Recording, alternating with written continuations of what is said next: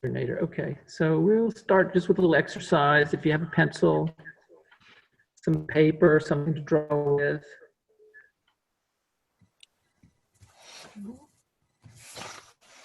There we go. Okay. All right. Last week we were doing some rudimentary shapes, and we were drawing squares. And did you draw a square that went to the center or started in the center? I'm late for it. Sorry. Hi. Hi. Okay, and then just connecting the corners of that. I made a cube. It was an easy way to draw a cube. Could you start from the beginning, John? I missed the very first thing you said. Okay, sorry. Me too. Okay. It's a simple exercise.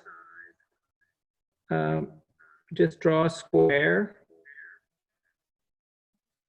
And then from the center of that square, we draw another square. And connect the corners.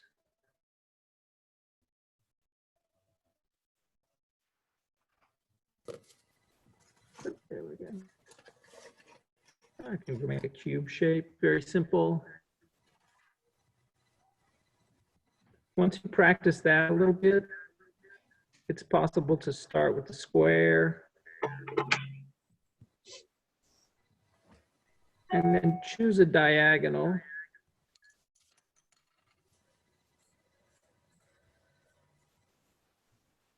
And connecting that. Get the same cube, but you get you don't get the construction lines in the back. It looks more solid. And that one's fun to play with the angles. We're going to talk a lot about the diagonals. So you're welcome to play with the angle of that diagonal to the original square. And you'll see a bunch of shapes emerging.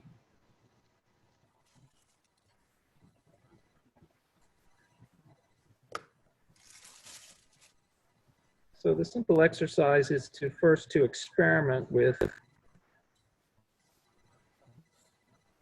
how this sort of stretched out cube looks. And then if you like, we can pretend that we have 3 tones. If you have colors, you can use them. And we'll pretend we have a light coming in from one side.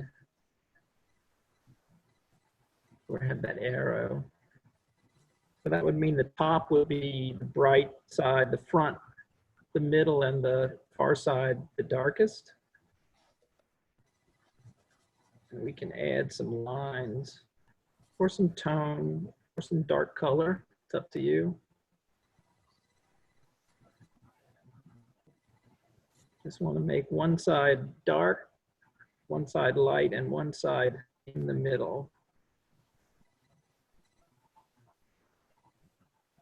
Now that enhances that illusion of depth.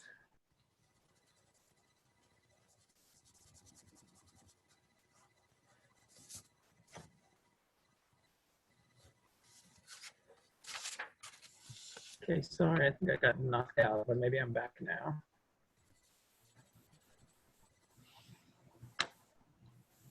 Okay. That's the exercise. Pick a spot for the light.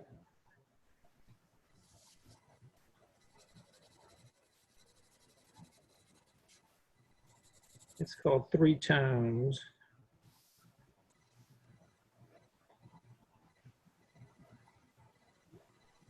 Bright, medium, and dark.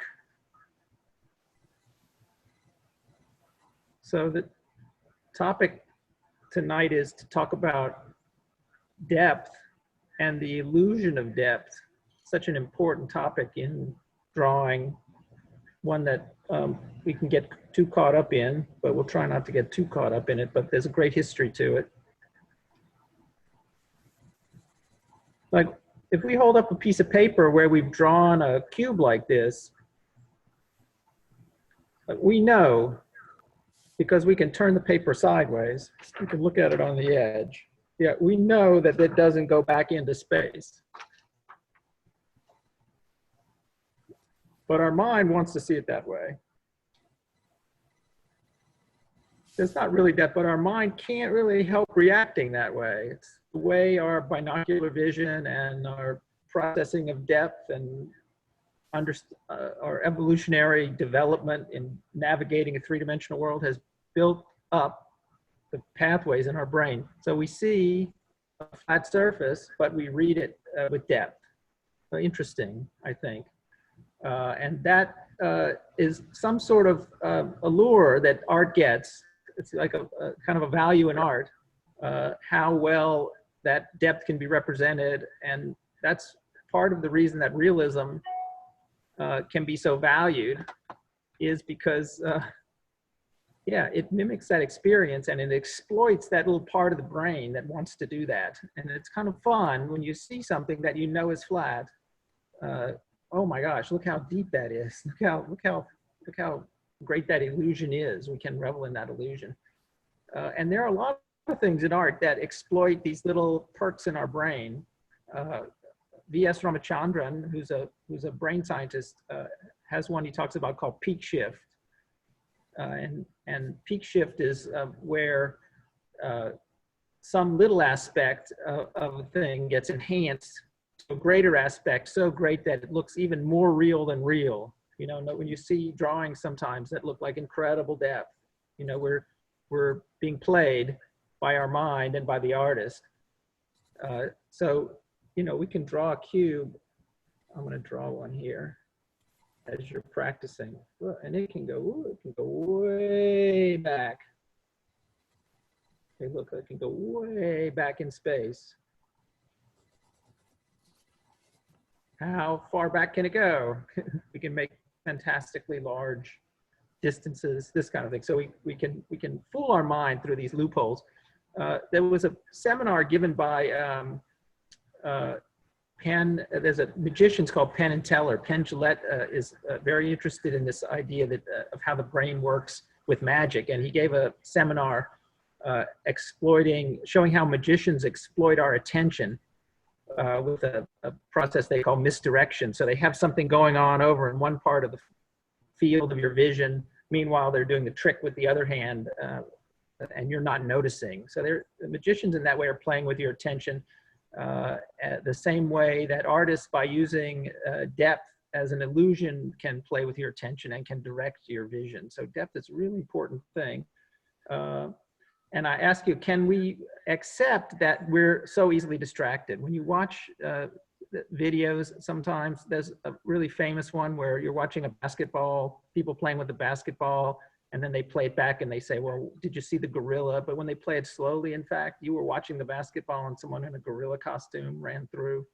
So can we accept that that our attention is that easily distracted, that our mind has constructed and filled in all this stuff to make continuity? When we talked about rendering, first off, I said one of the early mistakes people make in rendering is that they often draw what they know and not what they see. And this is another one of those loopholes that'll get in the way. That our mind fills it in. It's a great capacity, the mind, because we don't have to notice every detail in nature, that we can sort of shorthand things, but it's also, you know, a place that there's gaps in it. Okay, so when we see diagonals on the paper, that's just how we're reacting. Our mind is thinking that they're going back into space. That's a natural tendency of the mind. Okay.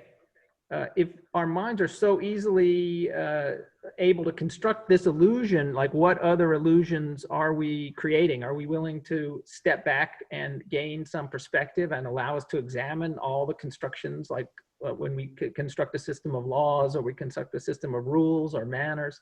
We're making these kind of structures the same way that we make these cubes going back into space. How many of these things are we thinking? How many of all these things are constructed in our mind that we're not even noticing? So I'd like to kind of reflect on that for a minute.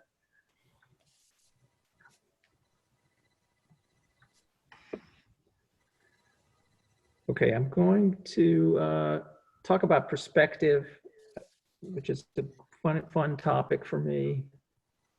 And I'll take it back to Renaissance. A little bit of art history. Yeah, so this is a painting by Giotto. It's known as the Arena Chapel fresco. It was painted on the wall. Frescoes were painted on the wall in fresh plaster, pigment into fresh plaster. It was done in Italy in about 1305. It was just before what we call the Renaissance. And the artists then were able to get a sense of depth. They did it in different ways, which I'll go through a whole bunch of the ways. But in this way, they did it by sort of putting things in front of each other. But there's no sense of space going back. There's no great perspective. That's what came next. There was this guy in 1415 named Brunelleschi. Pictures will come up in a second. There we go. Okay. Yeah, Brunelleschi did this incredible experiment in 1415, just this very beginning of the Renaissance. In fact, some people feel like this is what triggered or kicked off the Renaissance. And Brunelleschi, he was an architect, he was a painter, he was a builder, he did lots of stuff. He was, you know, the typical Renaissance man. So here he was in the Renaissance. He was doing all kinds of stuff. But it was easy in some ways because art and craft and architecture and all those things were kind of one field at that time. And this famous experiment, what Brunelleschi did was that he made a painting of the Duomo there in Florence. And so when the card he's holding up with the little building on it, his head is behind, is this famous structure in Florence, still there. And he figured out that there was a way to construct the drawing of the Duomo with parallel lines that would reflect the way that it fell back into space. And so he drew it that way from a very particular point where he stood, and he put a little hole in the painting, and then he stood there he is with the painting in front of his face and with the little hole in it, and he had a mirror right along the sight line, and he held the mirror. And so when the mirror was up, he was seeing a reflection of his painting that he was looking through. And when he took the mirror away, he was seeing the Duomo. And this is how he checked his work. This is how he knew from his one point that he had all the lines converging correctly. And he would have people stand there with the painting, and he would hold up the mirror, and he would take it away and hold up and take it away to prove to them how much it looked like it, how real it was. It was a kind of a brand new thing that you could make work going back into space. And artists picked it up almost right away, so that even a few years later, in 1427, Masaccio made this huge fresco, which should be coming up in a second. And the great triumph of this, if you look at the top, you can see this archway kind of going back into space. That's perspectival space. And Brunelleschi, he didn't really invent perspectival space. He more or less rediscovered it, because there are examples of it, but it had been lost for hundreds of years. It hadn't been known, and it hadn't been formalized. And there was one thing that characterized the Renaissance, and that was that everything was quantized. Everything turned into kind of a way of measurement, a way of putting numbers on things. And there were lots of examples. One was in music. Up to that time, the chanting that had been done in music had been done based on the progression of tones as the work was being sung. And in the Renaissance, they added timing, basically, to music, the idea of the time signature. and the counts in music was brought in at that time. The idea of perspective was a way to put number on picture. It was a way to measure the space and to exactly duplicate the space. So Masaccio's work was quite a significant one. And when people saw this, they couldn't believe that this wasn't really a room back there. Why, what is this? It was like really fooled the eye the first time people saw it. So,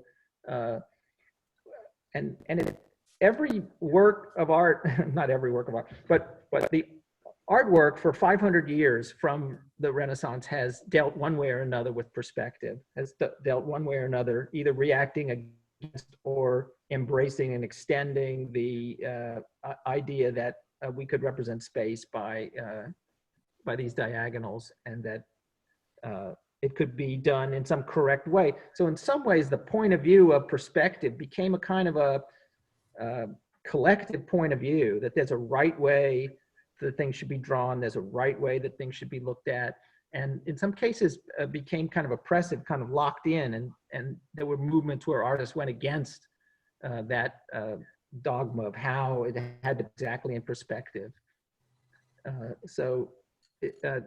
A really important moment in the art world.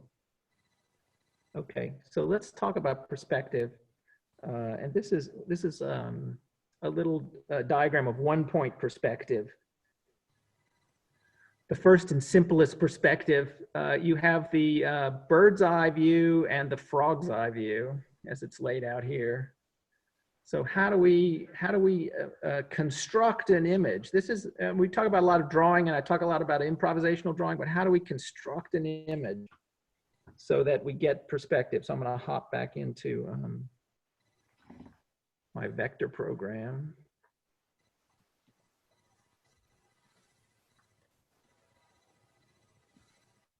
And let's do a little follow along. Okay. All right. Okay, so we've been drawing these squares a little bit. So let's draw a square. So we're going to draw a rectangle. And I'm going to do two simple little examples of perspective. And the first is a one-point perspective. Now, for one-point perspective, you need three things. You need a horizon line, and that would be the horizon at the eye level of whoever's drawing. So not too hard. And then you need what's called a vanishing point. And I'm going to stick it right there in the center just to make it easy. I'll draw it really big. Okay. And then this is like those droodles again. Then you need what they call orthogonal lines or construction lines. And we draw from this corner, lower left in this case, and lower right. And it's just that thing of the mind. And it's fun sometimes to see this as a flat image, to see it as like triangles and dots, and then whoop, let your mind drop in and see it in perspective, and then whoop, see it as flat again. You can see that your mind can do that, and some cases wants to do that, and if the illusion is convincing enough, will automatically do that. Okay, then how do we draw, oh, my line went away, there we go, okay.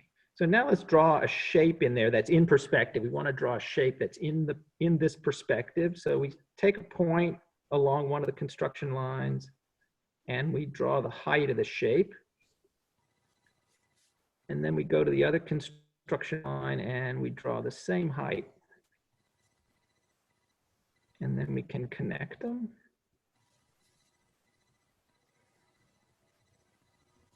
And we can connect them when we make the rectangle.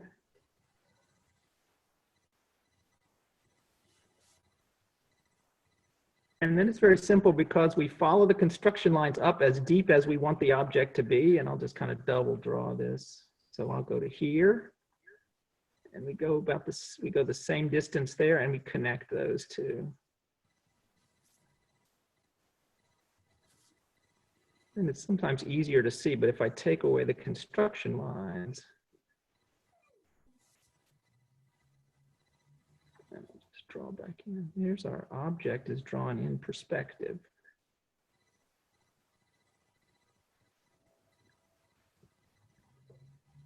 That's the bird's eye view. We're looking down on the object.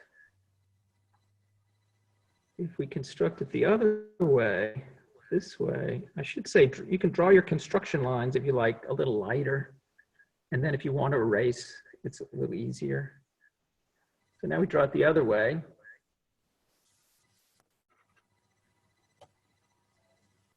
And we do the same thing. We choose how deep we want the object to be. We go to the same spot on the other side, the same depth.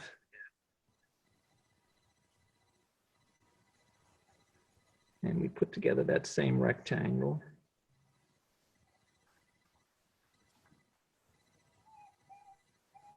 And then we use the construction lines.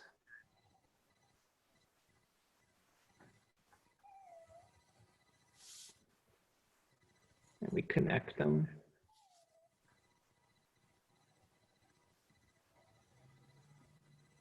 And then I can take away a little bit of the construction lines. Oop, that's not what I wanted to do. Come here, what's the matter? Is that a cat? My dog. Okay, so there's another object. That's the frog's eye view. So we're seeing the bottom of that object. And we see how they're both pointing toward the vanishing point. If it seems like very systematic, very rule-based, it's because it is. If you draw strictly in perspective, there's lots of rules for how to construct things. And as Alberti, who about 100 years after Brunelleschi wrote a book called On Painting, and he summed up all of Brunelleschi's ideas into a bunch of formulas, and that's the manual that was used by Renaissance painters. On Painting, that was a manual of how to do perspective for all sorts. So if you're interested in all ways of perspective, I'm going to go next and I'll show you two-point perspective. The classic of the one-point perspective, let me just erase this down.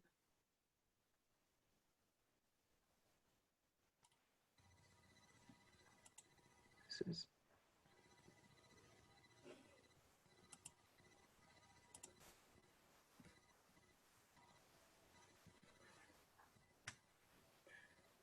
so there's one-point perspective. You know, you often see this in the art books where they'll draw the train tracks. Yeah, and then there's a little train in the background, all receding. So it's the two lines are like two parallel lines that are going back to a single point, that vanishing point. But then what happens is that these tracks get closer together. And sometimes people ask, how do you know how to space those tracks? So I'll show you one other trick in one-point perspective. But you wonder sometimes how they get it to look so real. That's often the case. And we often think that it's just, we're not able to do it. We're not good enough. We don't have the right mind for it. A lot of times there's just a formula and you follow the formula correctly and it will look the way it looks. This is also true in anatomy and all kinds of other drawing. There are ways to do it. So if you're intent on realism, yeah, be ready to learn some rules, but also can be quite successful quite quickly in drawing. Okay, so how do we know how close together to make the lines? Well, we can draw a point outside the box here. I'll draw it really big, you can see it. Yeah, we can draw a point outside the box. And the way Brunelleschi put it, that would be the point where the observer, the painter, would stand, and that's his eye level at the horizon. Okay, so when we make a series of construction lines,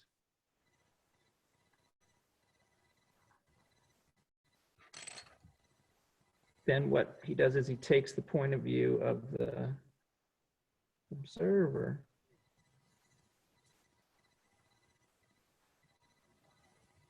basically projects in. But what you see happening is that as you get further to the top, the lines will get closer, and all these intersection points along here are where those horizontal lines go. This is going to get a little crowded, but I'll erase some in there.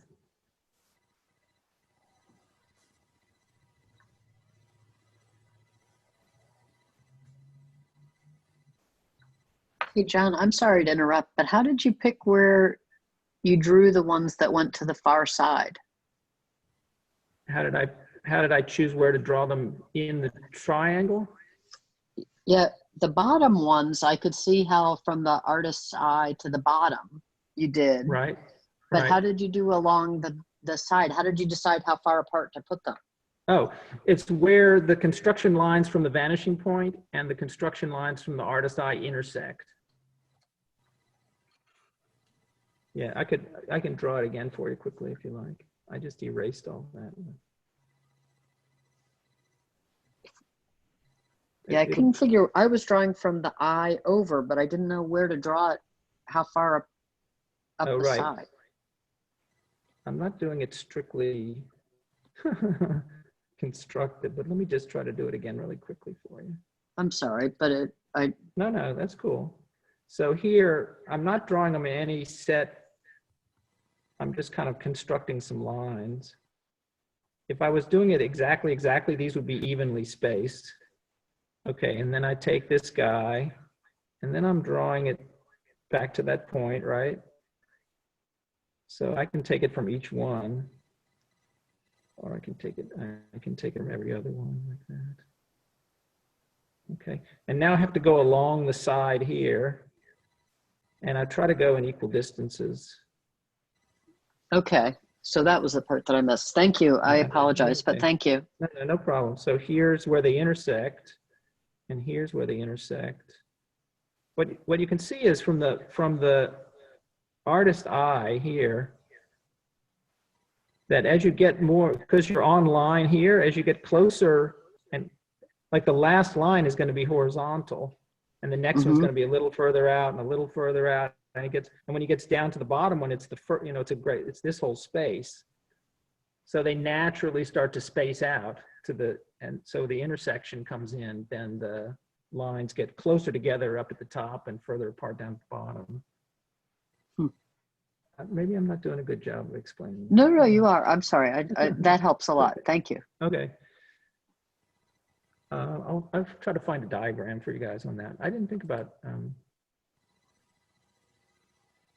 okay, I'll try to find a diagram and put it up.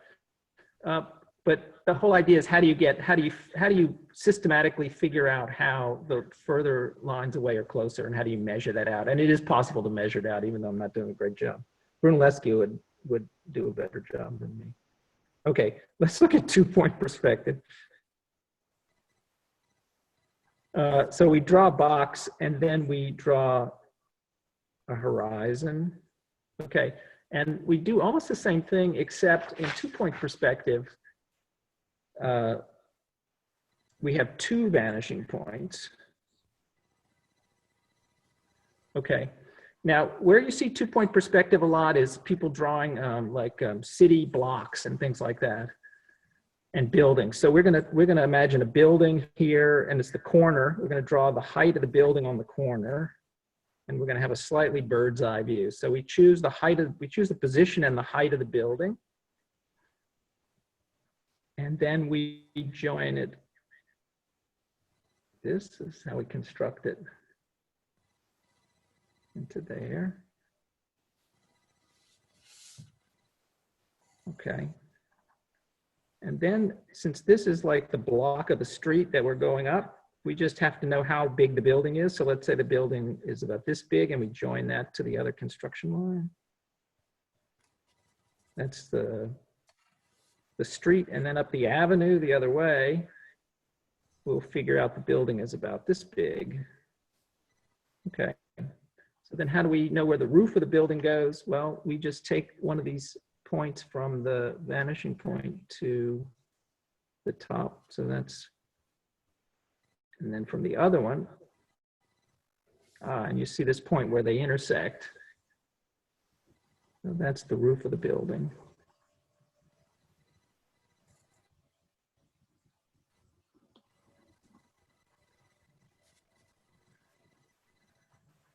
I'm going to take away that construction line. That's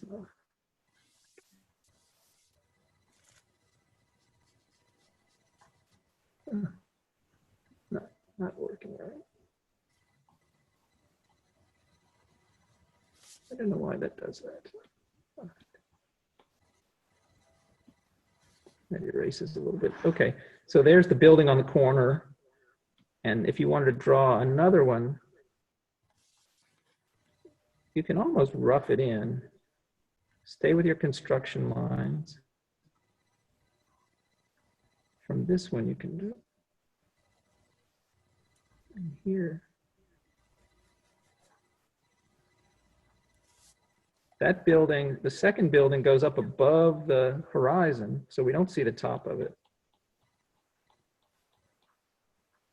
There we just see. There we go.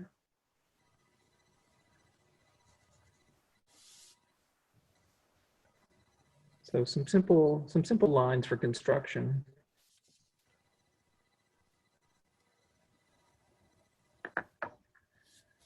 That's how we constructed. So let's look at a couple of pictures of that. I got some more good images to show. Okay, so that's 2-point. Oh wait, it's coming up. There we go. That's 2-point perspective.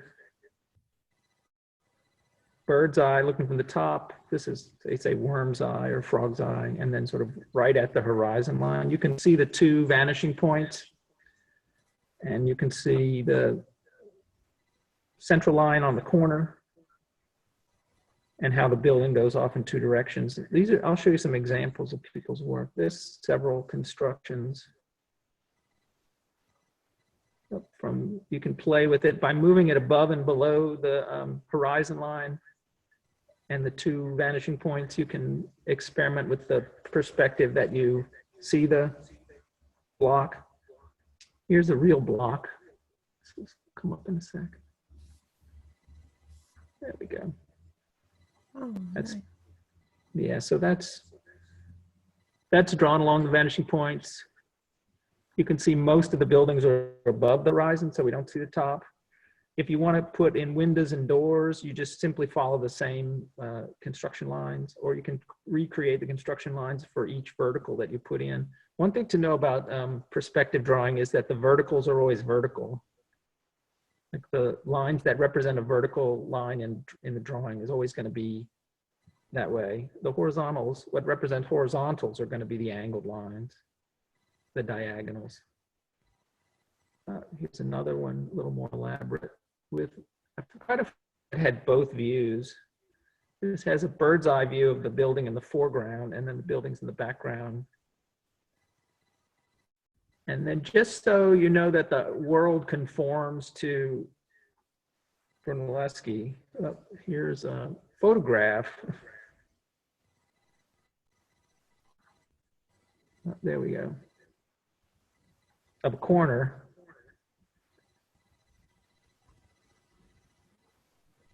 Two-point perspective. One very, very famous Renaissance example of 2-point perspective.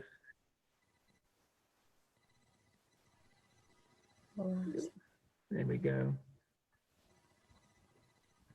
There's perspective. That was Leonardo da Vinci's famous fresco, The Last Supper. And one thing that artists learned, the Renaissance artists learned, besides the fact that it made this incredible space in the picture, that it opened up. I want to, if we look, that's Giotto, okay, that's, I don't know if that's come up, there we go, that's Giotto, that's the one we looked at earlier. Okay, so think about the depth in the space.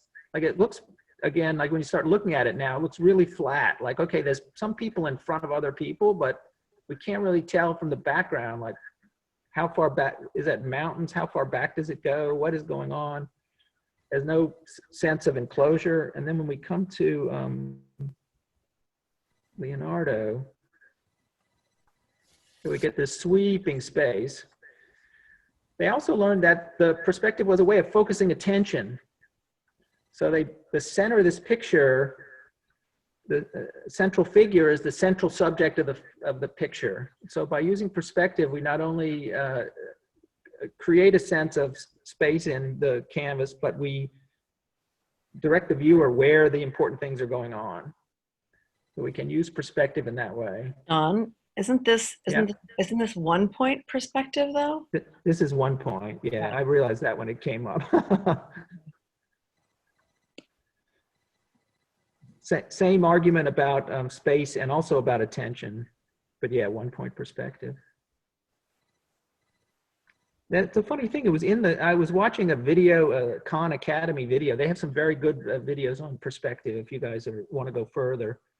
And that they said it was 2-point, and I didn't question it. But when I thought the same thing. Oh, that's 1 point. Yeah. So you see the single vanishing point right behind Christ's head there, right? It's all happening right there, like his eye level. And also notice the eye level of all of the people in the room. They're all along that one construction line.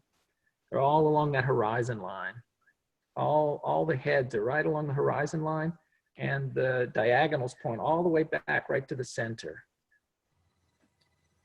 So our attention is brought in right into that point.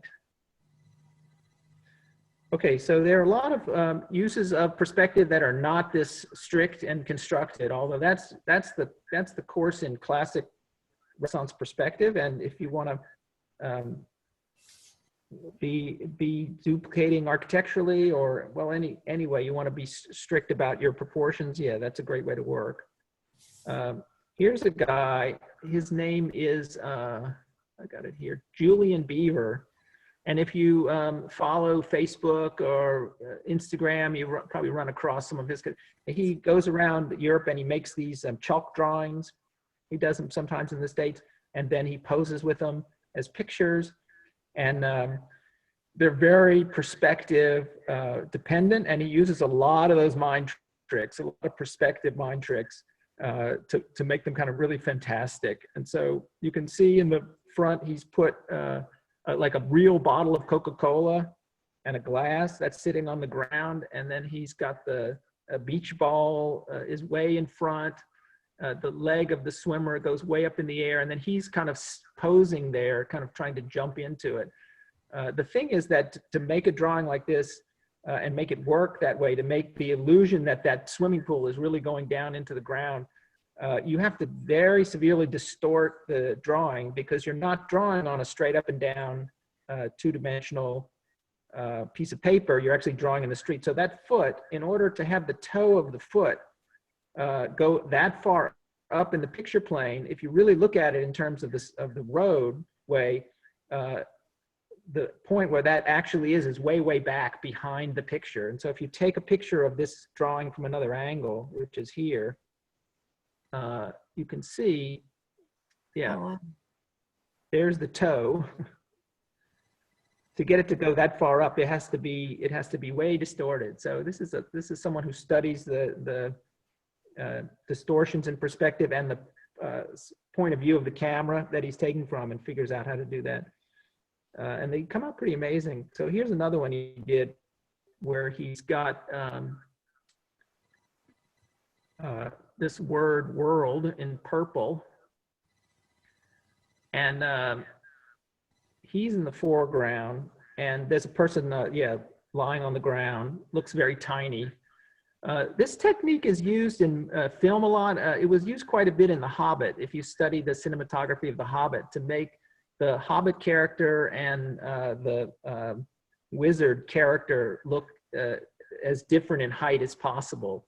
So the wizard character would be way in the foreground of the shot, and the Hobbit would be way in the background of the shot like this. So the person lying down is way in the background. It's called forced perspective, and it forces your eye to see it flat. Your eye wants to reconcile it, but your mind then realizes, wait, people aren't that different in size. So it creates this kind of great illusion, and it's fun to sort of look at it both ways and see it from one to the other. Yeah, and they build even special carriages and special sets in The Hobbit, so that like this word painted on the ground. It would make it look like they were both riding in the same carriage, even though they were like 8 feet apart, so that one of them looked huge and one of them looked small.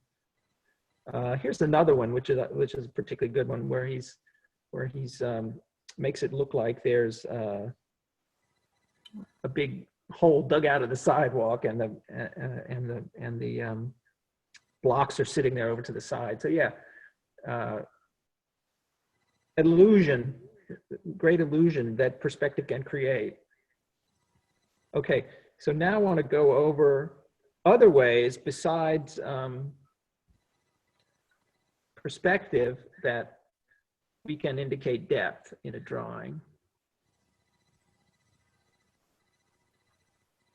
Okay, so perspective was the big one for sure. And that, I'm gonna make I'll make little visual notes here for you. I found 11 things, but they're probably more. Some are varied. So yeah, perspective would be, okay. And while I'm going over it, if you want to play with doing little sketches of each one just for notes, it's kind of fun. Also, I forgot to mention when I was doing the 1-point perspective that it's fun sometimes to draw that really simple setup, pick a horizon line and pick a vanishing point, and then just do a bunch of different ways. And you can kind of start to get a feel for, yeah, where the road goes off in different directions and where the point of view changes. It's a great exercise. Same with 2-point. Okay. So the second way of doing illusion of depth that we saw with Giotto was this overlap. This is another common one. And when we do these squares, we sort of work that out. So just having something painted behind. Okay, we don't actually really ever draw the part that's hidden. It's not really there. It's an illusion that it's there. And here we go, overlaps. Okay, another one which we saw a second ago with the 2 figures is scale. So something big is usually in the foreground. Something small is usually in the background. That's how we think about it. Something bigger is closer and something smaller is further away. That would be the scale. Okay, position, let me get a little space here. For position, if we have a picture plane,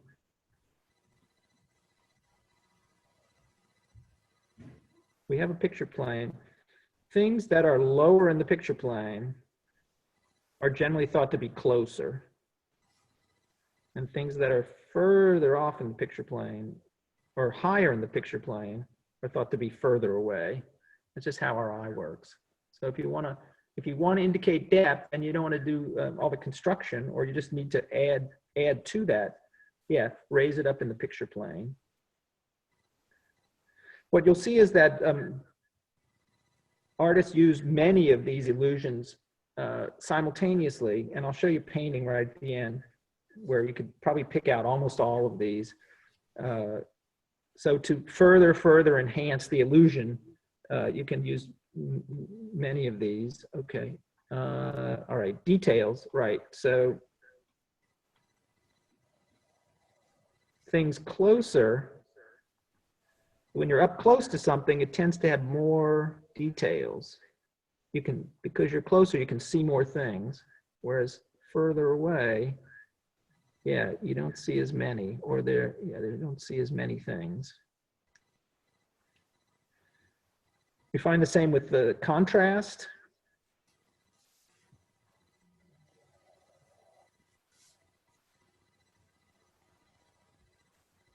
So for instance, if there is a light on this and it's casting a shadow, so we have some shadow on it, the difference between the light and dark on this is going to be greater than the distance between the light and dark on the one in the back.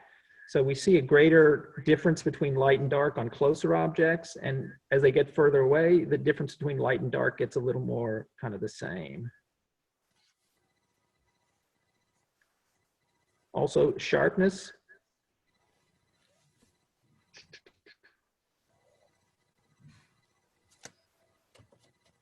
foreground objects are sharper, background objects a little more blurry, as you can imagine. As my eyesight gets worse as I get older, yeah, I see things closer, but not too close, sharper, and I see things, yeah, further away with a little blurrier. That's our eyes tend to do that. Yeah, let me group shadow and shading. Let me think. Shading.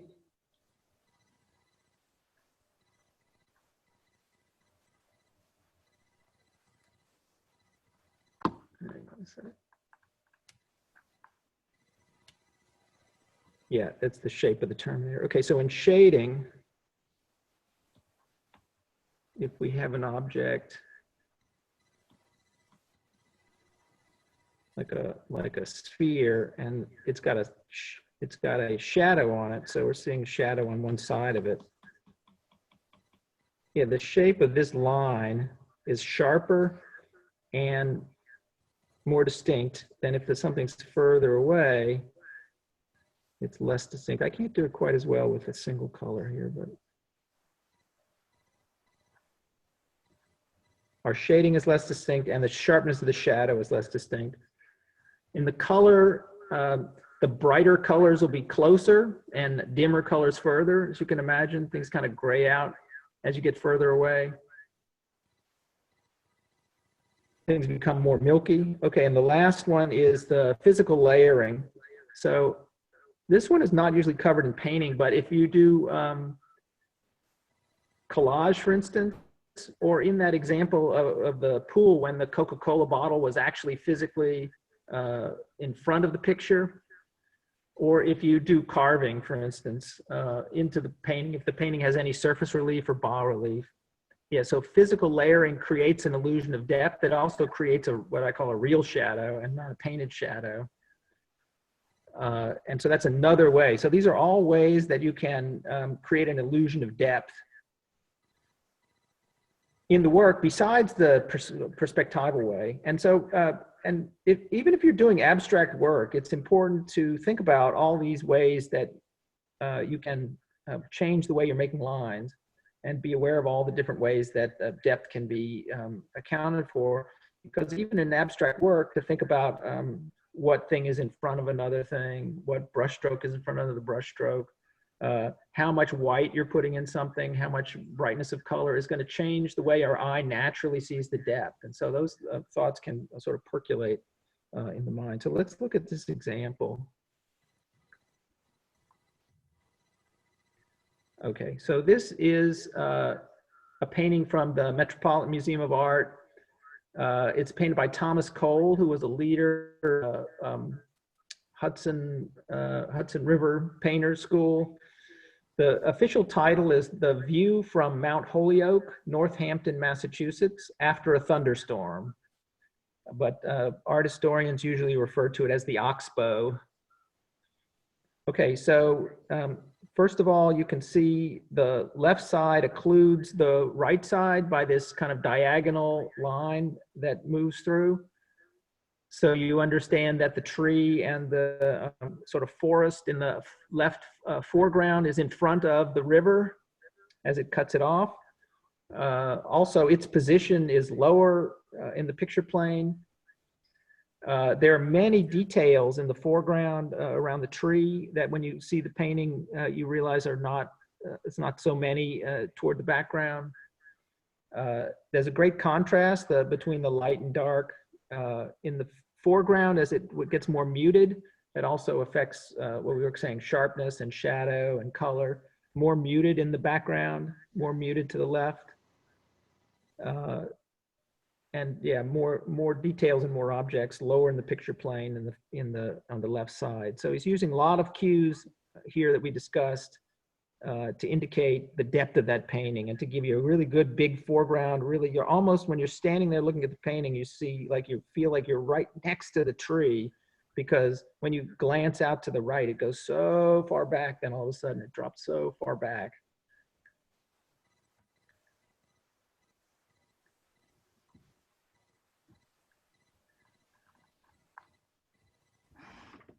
Okay. I'm going to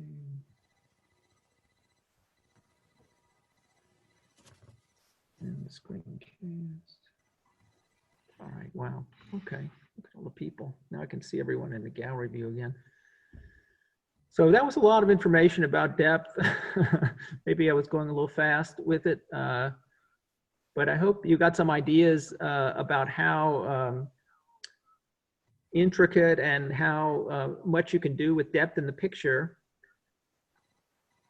And also, like, how many ways our mind conspires to construct this 3D world out there, and how quickly we can exploit that in painting and drawing.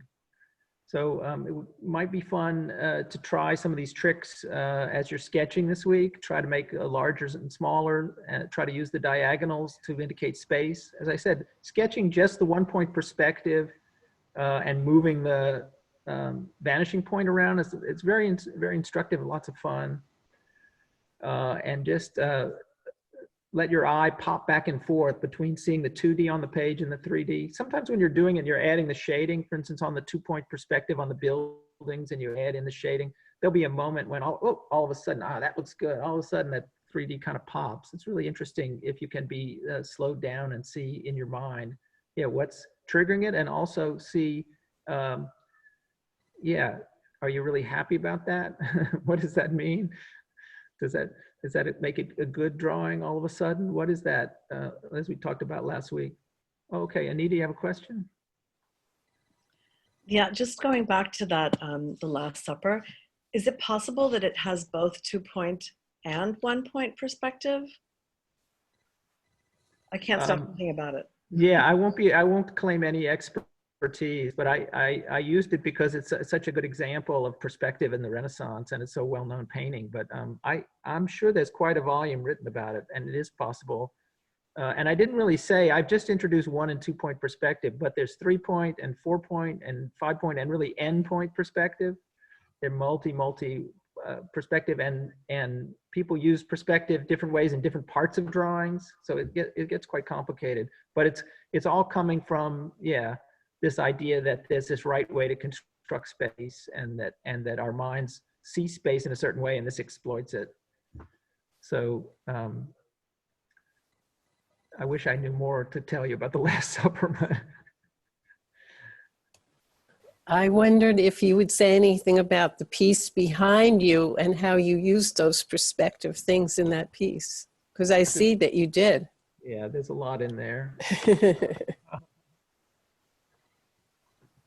So I'm a very big advocate of the last one I did, which is the physical aspects of perspective.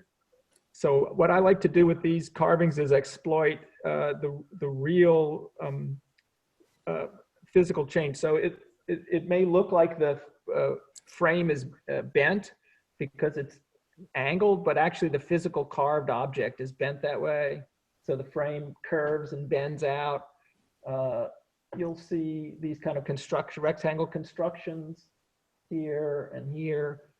There are like textures in there. It's hard to see them all.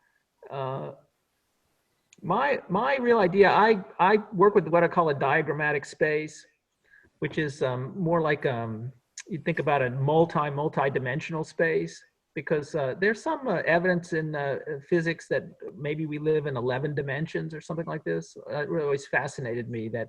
And it always seemed like there's really more than 4 dimensions, because lots of things happen in strange ways and things are connected in strange ways. So I like to try to draw out space as a kind of a diagram of a multi-dimensional space. And so this is a picture frame on the, I don't know if you're seeing it on the left or right, but this side over here is a picture frame. And then at some point, whatever starts in the frame grows to expand beyond the limits of the frame. It's what I call an expansion series. And the idea there, as far as the mindfulness practice, is that we enframe our thoughts. Like we have this construction that I was talking about, this set of rules, this set of norms, this perspective that we take. We have a perspective on the world that frames our world. And when we drew 1-point and 2-point perspective, we surrounded it by a frame. So we enframe the world. Literally, when we're drawing, we enframe the world. And then something starts in that frame, and then it grows and grows, and then suddenly it bursts outside the bounds of that frame, and we have to kind of reconceive our world because what we thought we had contained in our frame and our set of rules comes outside of that. And so this expansion series was there's a number of drawings like that, but this was moving out. So I wanted each of these separate sections, the green, the blue, the red, the dark blue, like that, to be just one of those experiences. This is a sun and moon. This is like a calendar. This is like some kind of river flow. This is like a construction. This is like counting. So we have ways that we put the world together. I wanted them all to be layered in there. So this one sits on top of that one. That's using the occlusion. So one thing in front of another. To make it build outward and make it grow outward, and it's using the physical curvature and the depth to create depth in it. And then so this is depicting this moment, and of course it happens all the time. Like we have expectations, and we make plans, and then all of a sudden something changes, and so our frame that we placed around what we think that changes, and we have to manage with that. It happens on a small scale. It happens on an hourly scale. It might happen, to the whole world. If there was something that happened that completely changed our frame of reference. So yeah, with that, I'm going to return you to whatever frame. Okay. Thank you all. Yeah. Thank you. I hope. Thank Thank you Okay. Thank you. very, very much. Thank you very much. Good night, Cool. everybody. Yeah. John. And really fun to hear about the piece, John. Thank you for adding that in. That was a great question from Pat. Yeah, no problem. Happy to do it. That's Thank neat. you. Good We'll night. be back next week with more art history, more exercises. Thank you. Good Bye, night. guys. Good night. Thanks, Sean. Bye. Thank you.